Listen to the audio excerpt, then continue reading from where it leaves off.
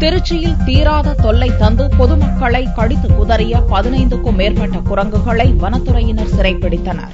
திருச்சி மாநகராட்சி 36வது வார்டு பொன்மலைப்பட்டி அடிவார பகுதியில் 500க்கும் மேற்பட்ட குடியிருப்புகள் உள்ளன. கடந்த 2 ஆண்டுகளாக இப்பகுதி மக்கள் குரங்குகளின் தொல்லையால் அவதிப்பட்டு வந்தனர். பள்ளி செல்லும் குழந்தைகள் முதல் சாலையில் நடந்து செல்லும் பெரியவர்கள் வரை யாரையும் விட்டு வைக்காத குரங்குகள் 40க்கும் மேற்பட்டோரை கடித்து குதறியுள்ளது. இந்நிலையில் மாவட்ட வனத்துறை அலுவலர்கள் வாழைப்பழங்களுடன் வந்து குரங்குகளை பிடித்து சிறை வைத்தனர். பொன்மலை பகுதி 36வது வார்டில் குரங்குகள் பிரச்சனை ரொம்ப ஜாஸ்தியா இருக்குன்னு எங்க மாவட்ட வன அலுவலகத்தில் புகார் கொடுத்ததன் பேர்ல நாங்க இன்னைக்கு காலைல 5 கூண்டு எடுத்து ஆளுங்க கூட்டு கூண்டு வச்சு இப்போ ஒரு 15 குரங்குகளை பிடிச்சிருக்காங்க. இந்த குரங்கு மக்களால் ஏகப்பட்ட பிரச்சனை இருந்துச்சு.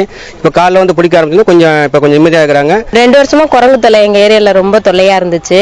நாங்க இது மாதிரி போன் பண்ணோம், ரொம்ப தொல்லை பண்ணுது, சீட்லாம் உடைக்குதுன்னு போன் பண்ணோம். வந்து பிடிச்சிட்டாங்க. எங்களுக்கு ரொம்ப சந்தோஷமா இருக்கு. தீராத தொல்லை தந்த குரங்குகள் சிறைப்பிடிக்கப்பட்டதால் இப்பகுதி வாசிகள் நிம்மதியடைந்துள்ளனர்.